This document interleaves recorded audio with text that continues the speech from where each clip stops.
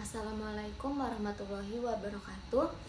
Di sini Ibu akan melanjutkan materi selanjutnya, yaitu tentang bunyi ya. Jadi bunyi ini sudah Ibu jelaskan di video sebelumnya, termasuk ke dalam gelombang mekanik, dimana pada video sebelumnya kita tahu bahwa gelombang mekanik ini dibagi menjadi dua, yaitu gelombang transversal dan gelombang longitudinal. Nah, tapi ternyata gelombang bunyi itu termasuknya ke dalam gelombang mekanik jenis gelombang longitudinal, yaitu berarti dia memiliki arah rambat dan arah getarnya sejajar. Makanya bunyi ini termasuk ke dalam gelombang longitudinal. Nah, oleh karena itu bunyi ini bisa kita terjemahkan sebagai gelombang longitudinal yang dihasilkan dari suatu getaran yang diterima oleh telinga kita, yaitu indera pendengar kita. Jadi ketika bunyi ini masuk ke dalam telinga kita, maka bunyi ini akan diterjemahkan oleh otak dan diartikan oleh otak gitu ya. Nah, karena bunyi termasuk ke dalam gelombang mekanik, maka kita tahu bahwa bunyi itu butuh medium dalam merambat. Nah, medium itu adalah zat perantara, di mana bisa berupa padat, cair, maupun gas ya. Contoh bunyi merambat pada zat padat, yaitu kalau kalian pergi ke stasiun, kemudian kalian ingin mendengar bunyi kereta, tapi kereta tersebut masih jauh, itu bisa dideteksi ketika kalian menempelkan telinga kalian ke rel kereta api. Rel kereta api itu kan terbuat dari besi ya. Nah, besi itu adalah zat padat. Nah, ketika kalian menempelkan telinga kalian ke rel kereta api, maka kereta api yang jaraknya masih sangat jauh, bahkan belum kelihatan oleh kita, tapi kita bisa mendengar bunyi jalannya kereta api ketika kita menempelkan telinga kita ke rel kereta api. Itu artinya bahwa bunyi itu bisa merambat melalui medium padat gitu. Nah, bunyi juga bisa merambat melalui medium cair. Contohnya ketika kalian melempar batu nih ke permukaan air. Ketika batu itu menyentuh permukaan air, itu akan terjadi bunyi tek gitu. Nah, itu adalah bunyi yang dihasilkan dari medium air.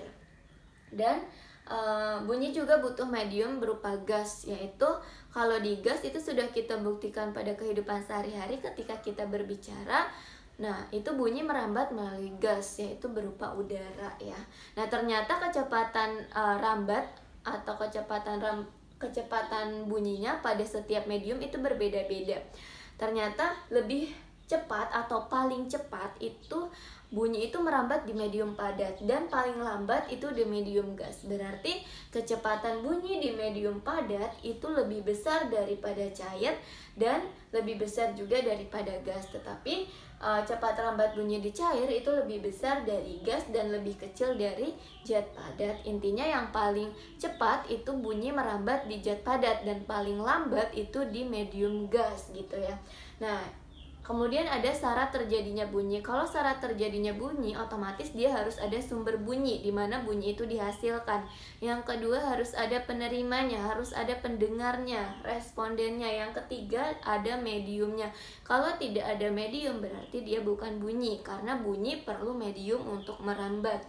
Nah, kemudian ada jenis-jenis bunyi berdasarkan frekuensinya. Jadi berdasarkan frekuensinya bunyi ini dibedakan menjadi 3. Ada bunyi yang namanya infrasonik, audiosonik, dan ultrasonik. Kalau infrasonik frekuensinya kurang dari 20 Hz. Contohnya itu adalah bunyi yang didengar oleh anjing dan jangkrik. Manusia tidak bisa mendengar bunyi infrasonik. Kenapa? Karena manusia hanya bisa menangkap bunyi audiosonik, yaitu bunyi yang frekuensinya di antara 20 Hz sampai 20.000 Hz. Nah, bunyi ini hanya bisa didengar oleh manusia. Dan yang ketiga adalah bunyi ultrasonik, di mana frekuensinya lebih dari 20.000 Hz dan hanya bisa didengar oleh kelelawar dan lumba-lumba gitu ya.